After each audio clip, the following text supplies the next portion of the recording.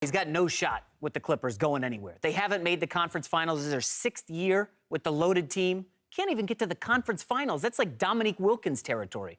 I hear this Chris Paul's the best point guard of this generation. Dude, he's not even John Stockton. He's not even anywhere near that class. Not even He's John got to go. John Stockton's a Hall of Famer. Chris Paul. Listen, Chris Paul, I don't know what his Hall of Fame trajectory is. Maybe you could fill us in. He's a Hall of Famer. Oh, okay. Because he got past the second round, right? So I think he goes to the Spurs. That's his shot. Team up with Kawhi Leonard. You got LaMarcus Aldridge. That's a good team that could contend with Golden State. I think it's really easy to say you could just give up $70 million. Exactly. Well, he's made $140 million in his You know what? year. You're not giving up. Colin, here's the thing. I hear people say this all the time. If you really want to win, you're going to give up the money. Stop it. You're not talking about the difference between $2 to $3 million. Yeah. You're talking about 70. Yeah. 70. That number you can't get back. I don't care how many endorsements you get, what kind of product lines you start, what business you start.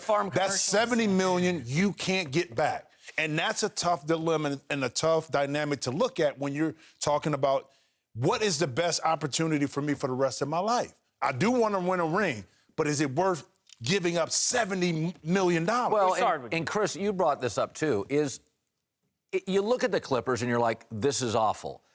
But if Paul George went to the Clippers tomorrow, I'm like, dynamic. And by the way, Curry and Durant have a history of injuries. Golden State, this window's going to close quicker than you think. They're good. I think they'll win this year and maybe next. But if I said Chris Paul, DeAndre Jordan, Paul George, and they fortify the bench. No, I'm with you. That's pretty good. I think it depends on what the Clippers get this season. You're right. If they can get Paul George, and I don't think this move would put them over the top, but what if they get Carmelo Anthony to go with Blake, Chris, and DeAndre? I think that would keep him there. If they offer him 5 years, I'm pretty sure he's staying. If they only offer him 4 to Clippers, then he'll look elsewhere. Now, I'll defend you a little bit because I do like him in San Antonio. Yeah. You know, I think he would be good there. I think they would have a good shot. We talked about it earlier. He'd have to change a little. He wouldn't pound the ball as much in that system. But I don't think that's a terrible idea. Hey, let's back up here. Where's this Paul George to Chris Paul, Blake? Where's this coming from? Well, look, George wants to go to L.A. Yeah. And the Lakers aren't in any position to win. And if they don't get that top 3 pick, even if they do, they may not look like they're in position to win.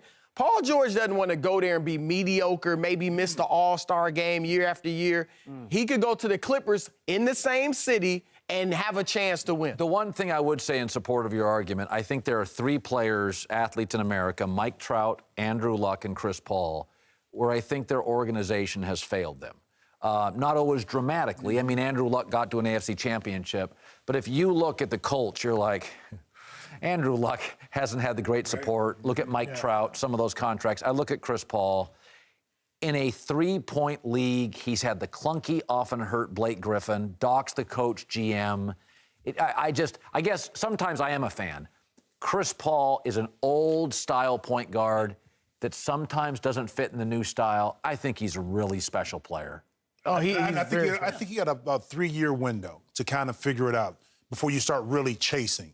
To see what in regards to at top level to play, to see what the Clippers are going to do as far as making moves. Because after that, he can still be a valuable asset to a team like a San Antonio or somebody that's viable where they need a backup point guard or a starting point guard that knows how to play. If he wins a ring as a backup point guard, or even a point guard averaging 11 points. He's not going to like it the same. Trust me.